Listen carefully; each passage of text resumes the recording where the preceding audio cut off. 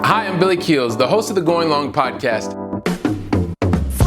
Every week, I'm going to be here interviewing the absolute best in the business as it relates to real asset investing, as well as real Main Street investors.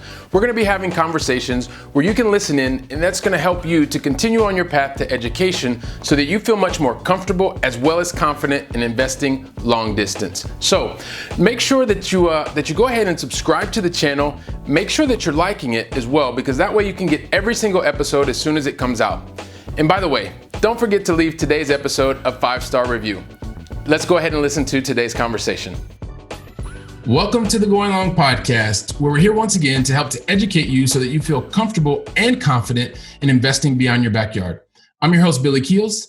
And on today's show, if you've ever wanted to figure out how you could go from paying a $100 tax bill on your first property to actually making that turn into a return of 8,300%, as well as understanding what it takes to become a master value-adding networker, then this is actually the most amazing episode that you're ever going to want to listen to multiple times. Because on today's show, we have a very special guest, guys from Utah. He found a way, even though being dyslexic, to take in the lessons from Rich Dad, Poor Dad, Robert Kiyosaki's famous book. He got started investing in 2005, got really into the real estate business. He'll probably tell us a bit more about that, and made his first multifamily property acquisition in 2008. Decided he would take a little bit of a break, joined us again in 2016, and since that time has over $100,000 in assets under management with Blue Spruce Holdings. He's educating thousands of people around the globe today. And he is also one of the top 8 in his time, one of the top 8 speakers in holding meetups around the globe. I think at the time there were like 225,000. There's even more of those today. He's also the host of the Creative Real Estate Podcast. And if that weren't enough, he has another new podcast, which is the Apartment Investing Show. It's going to be an awesome conversation because this guy, if you've not already heard of him or seen him, I don't know where you've been for the last years or so. But it gives me great pleasure to welcome to today's show, Mr. Adam Adams. Adam, welcome to the show, man. Thanks for having me, brother. This is really, really cool. I am so excited to be able to be here with you, talk, and have you share once again so many value-added topics we're going to talk about today. So I don't want to get too far ahead of myself. Adam, listen, one of the things we do before we get started all the time is help us to understand, because we're once again connecting Europe with the U.S. What city are you in today? I'm right outside of Denver, Colorado. So I grew up in Salt Lake City, Utah, but I'm on the other side of the Wasatch Front now. So just on the other side, and I actually live in a city called Conifer. So we're at 8,300 feet. I didn't spend the time to calculate that in yards, but I think it's divided by 3. So 8,300 feet. Okay. So it's we get a lot of snow during the winter, but in the summer it's nice and cool. It's usually 60 to 80 degrees Fahrenheit. Wonderful. Love that. Perfect. So you're helping us understand where you are. You get a lot of continental kind of weather patterns, which is great. Actually, my brother and sister were born in Colorado, so that's I have a connection there as well. And help us understand, like, Adam, what's the most positive thing that's happened to you in the last 24 hours? Definitely gonna say that I'm in my office. I'm at the shared office for the first time in 2 months because it's middle of May and they finally let us back in. Wow. Yes, that is a nice feeling. I actually had that last week. I was able to go outside and run for the very first time in 7 weeks because we were also confined to our flat here in the center of Barcelona. And it just feels wonderful. It's those little things in life that give us the most satisfaction. So glad you could be in the office today. Adam, let's jump into the good stuff, man. So I kind of gave a couple of kind of highlights about you, but can you help our audience understand a bit more of who is Adam Adams? Absolutely. I will correct one thing that was said during the intro for Please me do. is that you said that Blue Spruce had 100,000 AUM. We're probably closer to 15 million AUM in Blue Spruce, and I'm a partner in about a little over 100 million total. But our company controls somewhere between 15 and 20 million. Fantastic. Thank you very much for the correction. So with that. All right. So where are we today? What are we working on? We are syndicating larger apartment communities. So we've been looking for 100 unit, 200 unit apartment communities, and we purchase them, we operate them, and we raise capital from other people that want to be a part of doing what we do. You mentioned the 2 shows. So I've been running Creative Real Estate Podcast for the last almost 3 years, since 2017. It's exactly 3 years ago is when I started recording. That's funny. Congratulations, man. Congratulations. I just sold that podcast. I'm part of it. I just sold the podcast, and I decided to start one called Apartment Investing Show. So outside of that, we host events. So we host the Raising Money Summit every year in October out here in Denver. And we host a few workshops to help people grow their businesses in apartment investing. Fantastic. So there are a number of different areas. So we know we like to talk about the real estate side. And as I mentioned before, if you're watching us, you're listening to us, and you haven't seen Adam or heard of Adam, like I said, I don't know where you've been, because you are helping so many people in terms of business building. And that's one of the things I would like us to get into. But one of the things that, Adam, you mentioned that you're in Colorado today. I know that your company, that you also go beyond your backyard. I know that one of the markets that you were at least interested in was the Oklahoma City market, which means that you're in a different city. So if you could, we're always interested in understanding, like, why in the world because everybody's told to invest where you live. Why in the world would you go to a different city, building teams to make investments? Yeah, so we've got some properties in a few different markets, and we've selected a few of them for a lot of different reasons. We like places that as operators, we like places that we can get to fairly easily, fairly quickly. It's important for us.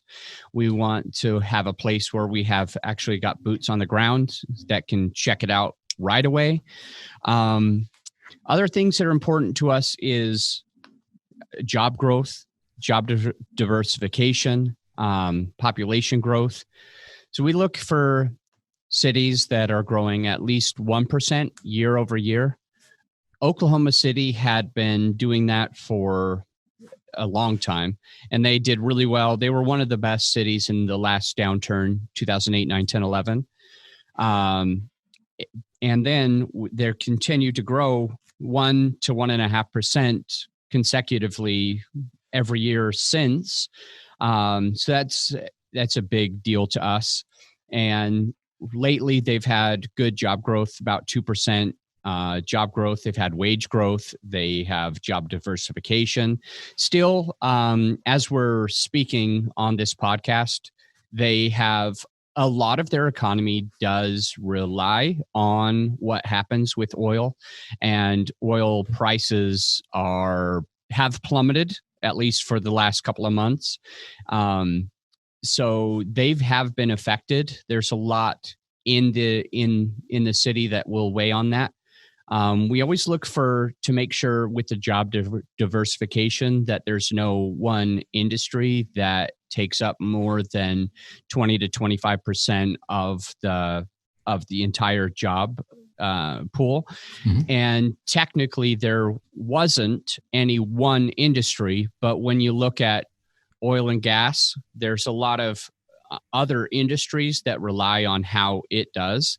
And so when looking like that, there's still some things that that can concern us. And so right now we are watching the market more than buying in the market. just at least for the next 3 to 6 months. We're just going to kind of wait it out and watch to see what happens. And after that, we'll reassess and see if Oklahoma City is where we really want to be. I will say this is fairly important to mention. We had a 250 unit apartment community that we had under contract. We had raised the capital, had all of it committed. There was $6.2 million, which was the equity that we were bringing to the table. And our team decided, just because of what was happening, we said we needed to pull out of it. So my partner wrote checks to all of the investors that were in that deal. And frankly, we lost a significant amount of money exiting the deal, but it's a 30-year business for us, not a we lost $510,000 that we planned on having in the bank, and now we don't. And I think it's less of a sob story, and more of a, whoever's on the call listening, if you're going to be an operator, I suggest that you be that way. I suggest that you say, look, it's not about the now, it's about the 30-year picture. So we are going to wait out for 3 to 6 months, regardless of if we lose a little bit of money or not. Okay. And appreciate that vulnerability, sharing that story with us. And there were a couple things also, Adam, that I believe are important to understand. Maybe we'll come back to some of the criteria that you made that decided that it wasn't the right thing for you to continue to go into, right? I understand the 30-year horizon, but also to give people more insight into the way that you're running your business. But one of the things you mentioned, a word, operator. And so for some of our viewers and listeners that are outside of the United States for the first time, this is maybe a term that they're not familiar with yet. Could you just help us understand what that means when you say operator? Yeah. So I speak in terms of syndication, and there's two parts to the syndication. It gets confusing for when you're beginning out, because some people use different words for it. I like using the word operator because it really shows what we do. But other people call it a general partner, or a syndicator, or just a GP. I just say operator. So we're the ones who found the deal. We raise capital for the deal. We operate the deal. We asset manage the deal. And then the other part of that syndication is the limited partner. And so those are called equity partners or passive investors or LPs. But the operator is the one who does all the work for the LP. So if you want to be a passive investor, you want to partner up with a good operator who's going to help to make sure that you're making money on your money. Fantastic. Thanks for that clarification. And also, maybe it gives us also an opportunity for you to continue to add value, especially for those that are limited partners, right? Those people that are looking to actually make their capital work harder so that they don't actually physically have to do that. And a lot of the insight that you were just providing us with, a deal that you just walked away from, and being able to understand people that you can team with, I think this is a great opportunity for you to add value and share with them as well. So you talked about the time horizon, but can you maybe give us a couple of the other reasons that this particular opportunity, the 252 unit, was really not the right thing for your investors or for your company at this time? Yeah, absolutely. We feel like every market has a cycle, and there's a global market as well. And this deal looked really good for a long time. But when we don't understand, when we don't have our crystal ball, when there's a few flags, I would just rather be more safe than sorry. And so there was no specific thing saying the deal's not going to work or the deal can't work. But there wasn't everything saying that we're definitely going to hit pro forma. And for pro forma, that means we have expectations that we have set ahead of time, that basically targets that we want to achieve during the operating phase of owning a property. Usually we own them for about 5 years, give or take. And once we saw some of these things happening with coronavirus, I feel like it takes me back to 2008 when I had a apartment building that I owned back, 12 years ago, that I actually lost my own apartment community in 2011. And so I started to think about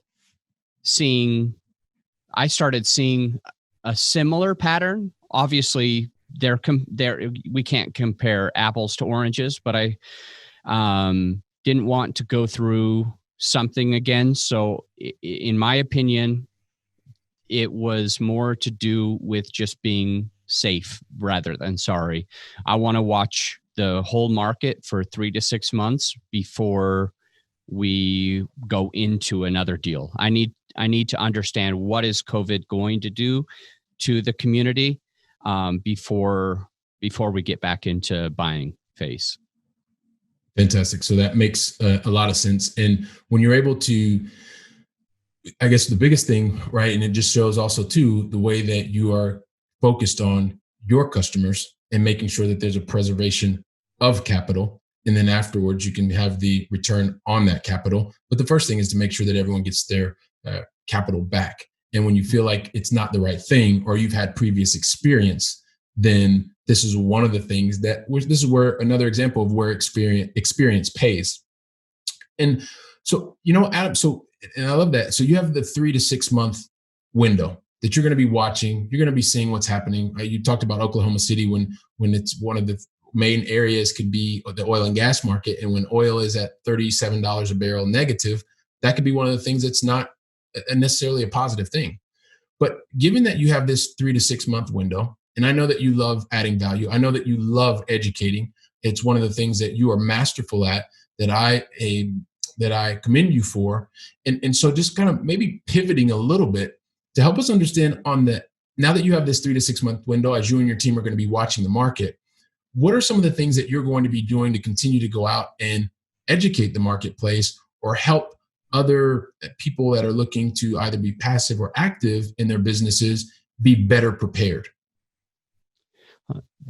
Are you asking what will I do after 3 to 6 months to help with that, or what am I doing during the 6 months? But yeah, exactly. The second part. What are you doing? Okay. What are you doing now and will be doing for the 3 to 6 months, more focused on education as you're watching, or education or helping others to get where they want to be at the end of this, while you and your team are also going to be watching the marketplace? Hopefully that's clear. Yeah. So there's a few things that we do. I run a little boardroom with just a close knit group of people. We get together virtually every week. So I spend a lot of time pouring into our group, Blue Spruce Boardroom, our little inner circle. I spend a lot of time being honest, open, vulnerable, helpful. And one of the things that I try hardest to do is help them understand clearly why it is we're even waiting 3 to 6 months. Because a lot of the people in this group influence others.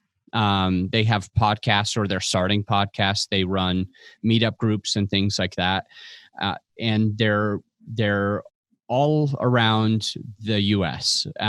So it's my hope to really pour into other influencers, so that I don't want to see anybody getting too reckless right now.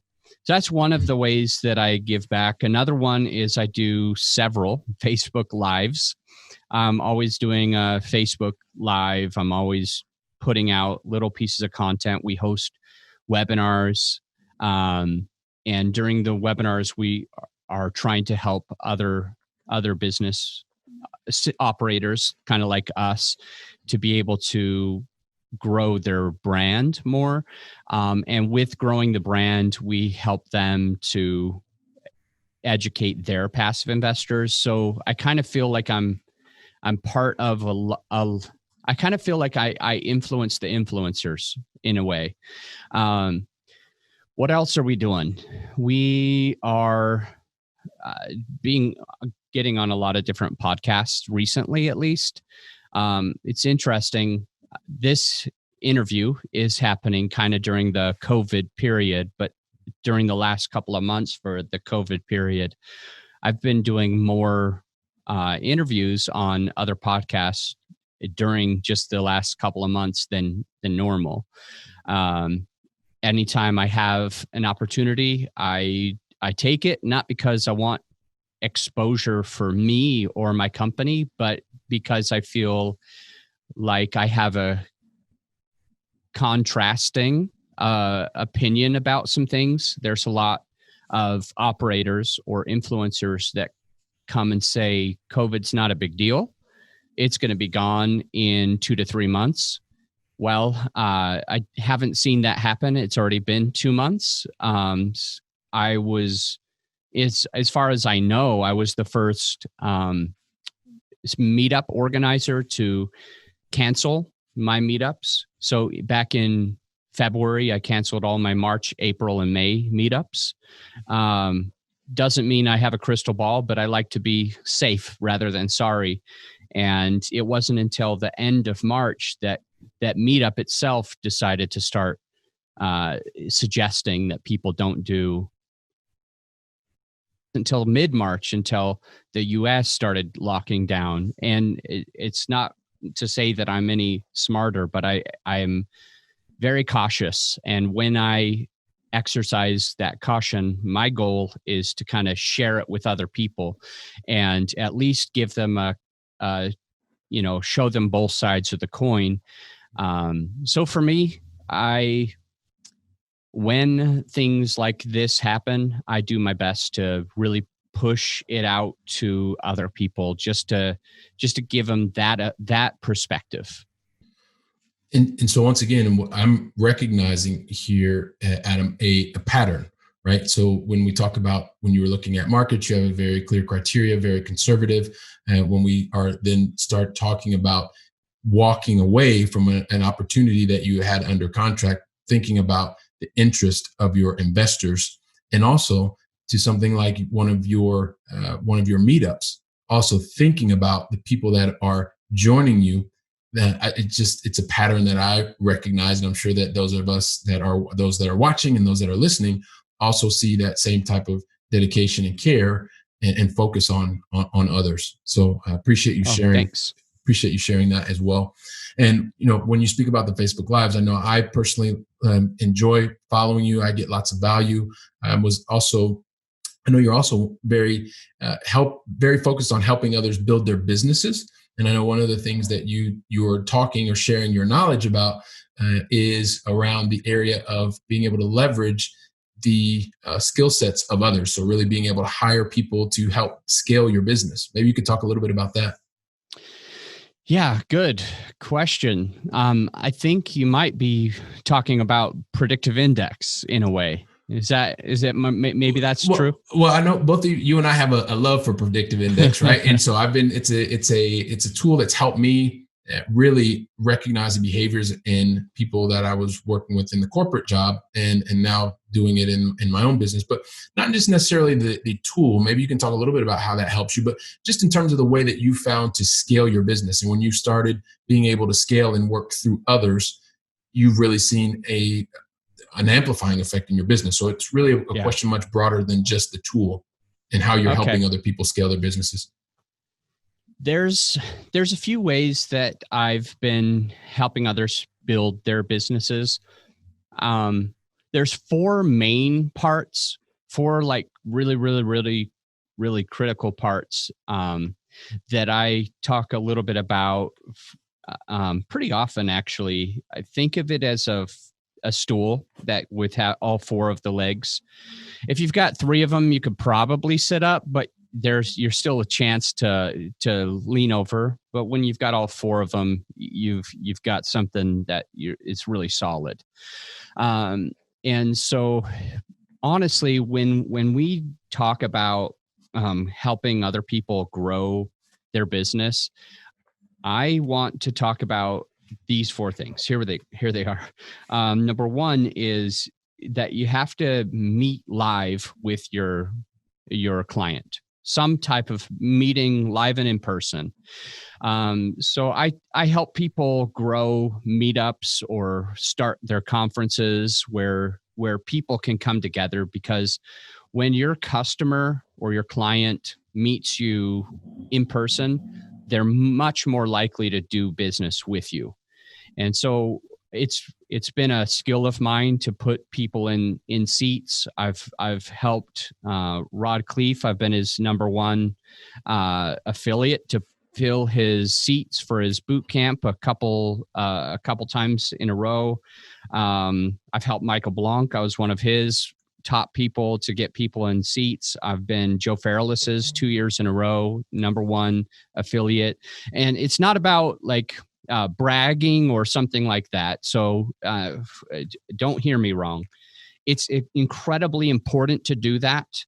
And I think that you ought to be doing it. And people like Joe and Rod and Michael all believe that it's so important that they will have someone like me help them get more butts in the seats.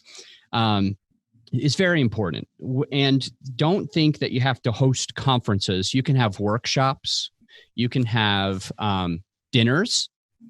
You can have you can have an open store where you're right there on the corner. Whatever it is, you got to get people in person. The second thing that I talk about that I think is really important if you want to grow your brand is that you need to have some type of thought leadership platform, something. Some people can do this with YouTube or podcasts or a Facebook community that they host and organize, or even just having a blog. But you got to have a place where your perfect ideal client, okay, they need to be able to find you. They need to be, if they're searching for something, you need to be in the right place at the right time with the right name that's going to get your avatar, I call it, to stop and say, that's the one that I need to listen to. So when you have that thought leadership platform, just having interpersonal conversations with other people, it gives you an extra level of credibility. So regardless of how many people are going to find you, if the people that do find you know that you have it, it helps them be able to trust you more. So you are going to do more business on both fronts. The next one is a social media presence. And so when I help clients do this, I help them focus really, really deeply on just one social media platform. And a few of them that I help with is Bigger Pockets, or make sure you understand I'm saying the word or on purpose, not and, because you need to just do one. Bigger Pockets or Facebook or what's that new one? TikTok or Instagram, or you select your social media platform and you cultivate relationships on there. 80% of the stuff that you put out there is just you to the core. It's about your family. It's about your travel. Maybe you like to travel for 3 weeks every year. It's about, the pizza that you just got and you thought it was the best restaurant. It's about wine. It's about going four-wheeling or whatever you love. And then 20% of it is more around what you do and how you can help other people.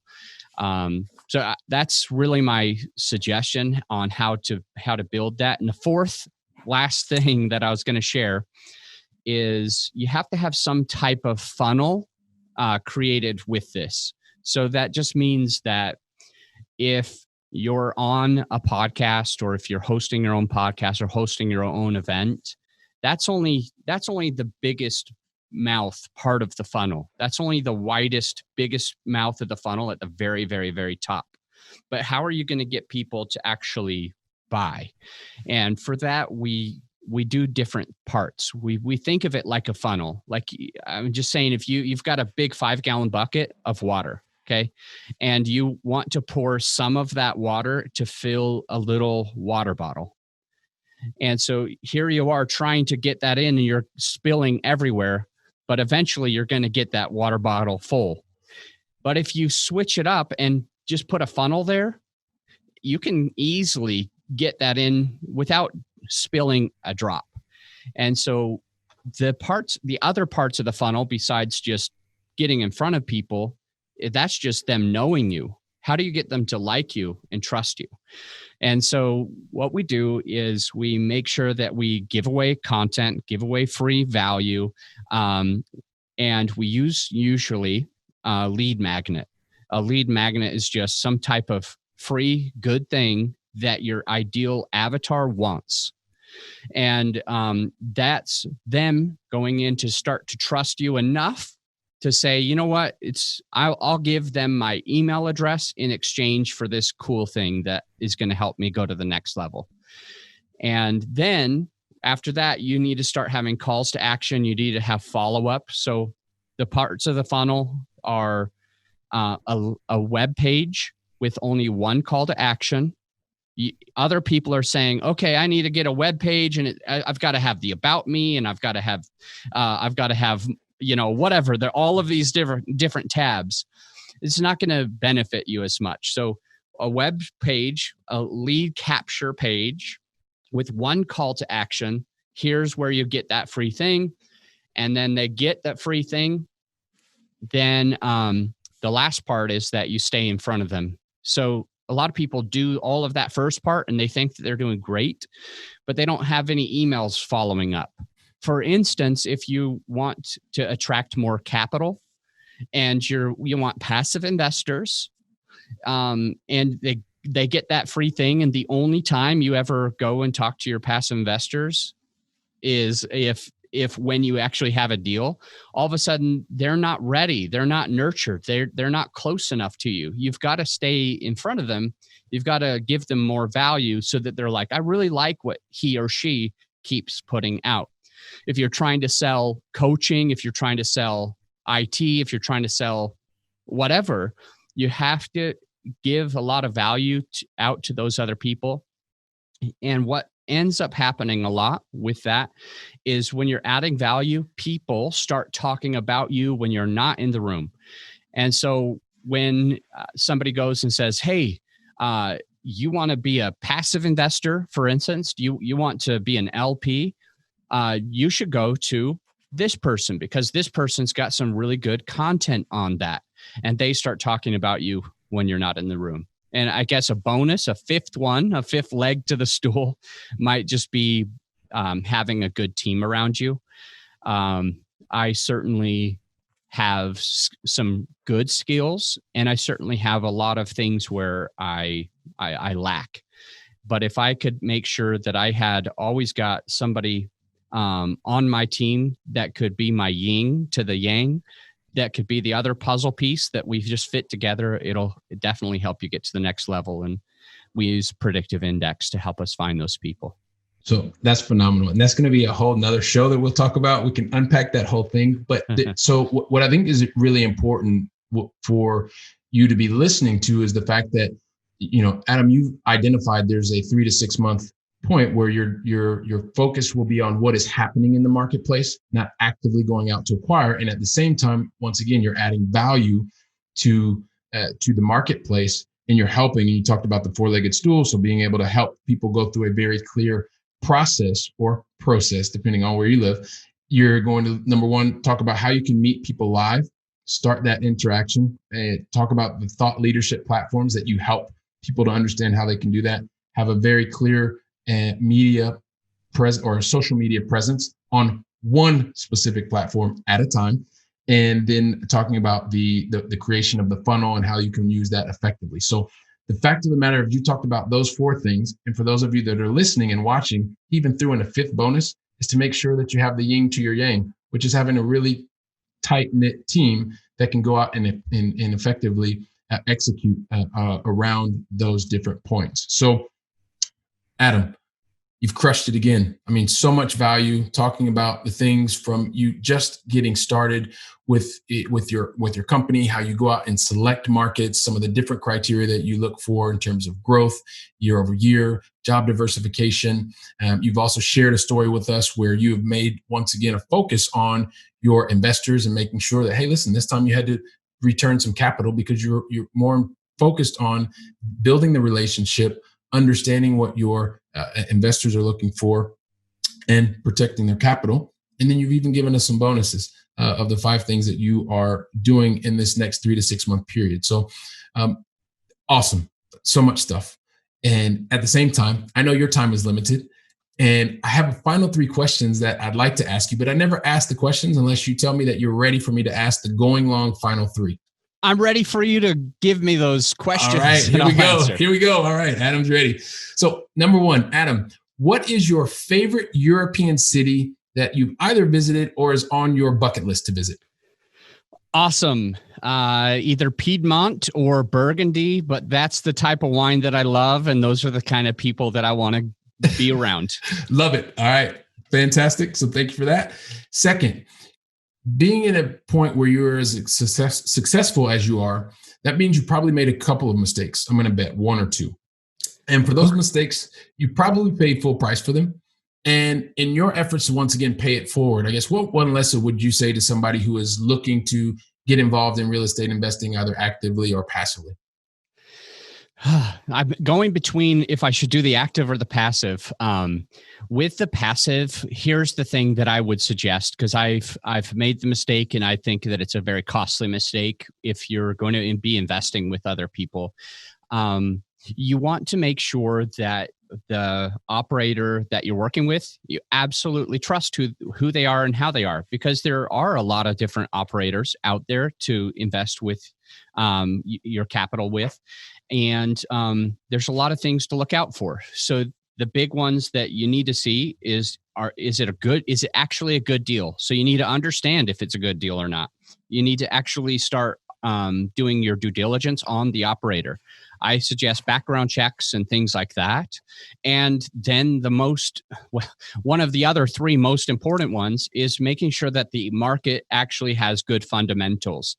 There's a lot of operators that are getting into markets that are actually in a downturn, or they're losing population. And you're never going to hit pro forma with that. So if you're a passive investor, you want to do better due diligence on the deal, the market, and the team. Okay, fantastic. Due diligence, deal, market, and the team. And lastly, question number 3, and then we're going to wrap it up. What book would you recommend to someone at this point in time? For your listeners, I would say The Richest Man in Babylon. It talks a lot about making as much money as you can, doing what you do, and investing the rest passively, getting it to work for you. So you've got a lot of listeners making good money, and they need to find a way to have that money start working for them. So keep doing what you do, how you do it, what you do best, make as much money as you can, but get that other money invested for you. All right, perfect. So The Richest Man in Babylon, so much goodness.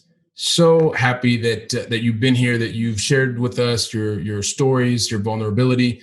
And I know that I'm always wanting to get in touch with you. It's very difficult to get in touch with you, but you know what? Can you help us to understand, because you're a very busy person, but help us understand, what is the best way to get in touch with you and or your team, Adam? Best way, go to realbluespruce.com. Fantastic. realbluespruce.com. We will also include that in the show notes so that anyone and everyone that wants to reach out to Adam and his team have the opportunity to do that. So Adam, I want to thank you for joining us once again. It's been fantastic having you here as a guest on the Going Long podcast. Really appreciate that.